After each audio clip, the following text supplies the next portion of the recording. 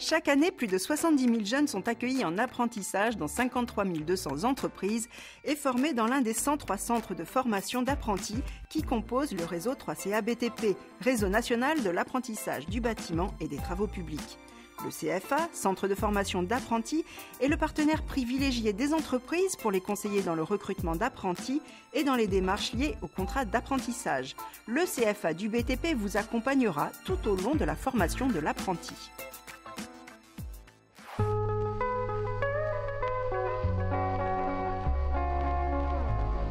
Les entreprises n'ont pas toujours le temps, notamment les artisans, de trier les CV, de rencontrer tout le monde. Nous accueillons ici les jeunes pour mieux cerner le profil, voir les prérequis, les capacités, les motivations, de suivre telle ou telle formation ou d'être à même de maîtriser tel ou tel métier ou tel geste.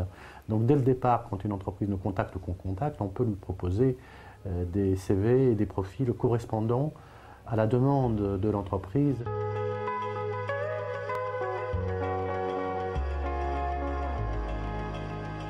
Je me souviens d'une lettre de motivation en tout cas, enfin, d'une lettre de candidature et, qui était plutôt bien ficelée. Et puis bon, je l'ai reçu, lui puis d'autres.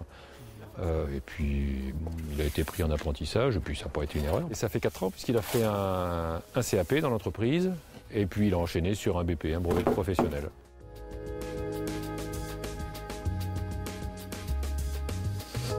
Une fois l'accord a été fait et la rencontre s'est réalisée entre l'entreprise et le jeune, nous invitons ici le jeune, l'entreprise et très souvent les parents aussi, pour d'abord expliquer les devoirs et les droits de chacun.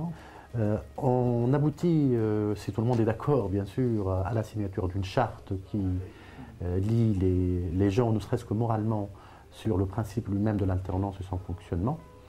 Nous prenons en charge évidemment l'ensemble des modalités administratives pour alléger le poids de ce travail. Le centre de formation d'apprentis et l'entreprise travaillent en étroite collaboration à la réussite du parcours de formation du jeune. C'est cette complémentarité qui permet à l'apprenti de devenir un professionnel du BTP. Mais il devient également un citoyen responsable grâce notamment à l'accompagnement socio-éducatif proposé par les CFA du BTP. Les relations sont très bonnes parce que tout se passe bien. Donc finalement, je pense que tout le monde est gagnant. Le premier objectif pour nous, c'est d'abord que l'entreprise ne soit pas déçue par une intégration d'un jeune. Mais en même temps, plus on est rigoureux sur le positionnement, moins on a de mauvaises surprises quant à l'intégration du jeune en entreprise. À nous de faire tout notre possible pour qu'au sein de l'entreprise, cette intégration se passe au mieux. On ne peut pas passer son temps à se plaindre qu'il n'y a plus de maçons, qu'il n'y a plus de ceci, plus de cela, et puis rien faire pour qu'il y en ait de nouveau, quoi. Donc moi je dis que ça fait partie de notre boulot de chef d'entreprise et au sens le plus large, notre travail d'entreprise, d'accueillir des jeunes. Notre objectif principal, c'est l'insertion professionnelle, nous sommes à 90%, ce qui veut dire que globalement, quand même, les entreprises sont satisfaites, au bout du compte, de la formation qu'on fournit pour ces jeunes.